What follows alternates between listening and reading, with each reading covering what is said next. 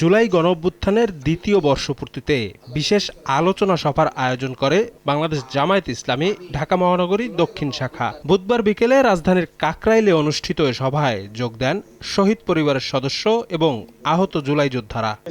পতন ঘটিয়ে এ সময় বক্তারা শেখ হাসিনা সহ জুলাই গণহত্যাকারীদের বিচার দ্রুত দৃশ্যমান করার দাবি জানান। জুলাইয়ের আকাঙ্ক্ষা বাস্তবায়নে সরকারকে শিগগিরই সংবিধান সংস্কার পরিষদ গঠনের আহ্বান জানিয়ে তারা বলেন, জীবন দিয়ে হলেও নতুন কোনো ফ্যাসিবাদের উত্থান ঘটতে দেয়া হবে না। জুলাই সনদ বাস্তবায়নের জন্য সংবিধান সংস্কার পরিষদ গঠন করুন। সংবিধান সংস্কার পরিষদ গঠন করে এই সংবিধান পরিবর্তন করতে হবে। এই শহীদ পরিবার আগামী বার্ষিকী উদযাপন যেন শেখ হাসিনার ফাঁসির মধ্য দিয়ে করতে পারে।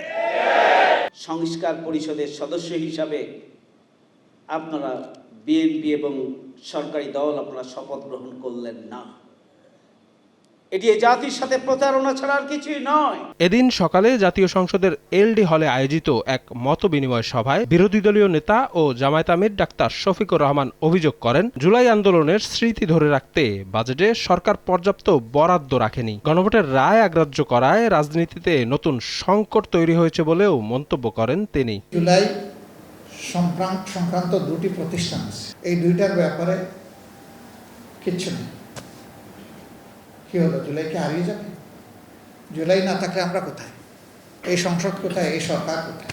বিকেলে জাতীয় মসজিদ বাইতুল মোকাররমের উত্তর প্রাঙ্গণে অভ্যুত্থানকালীন হত্যাকাণ্ডের বিচার দাবিতে লিফলেট বিতরণ করেন খেলাফত মজলিস নেতাকর্মীরা। জুলাই সনদ যেটা গণভোটের মধ্যে পাশ হয়েছে, এটাকে বাস্তবায়ন করা জরুরি।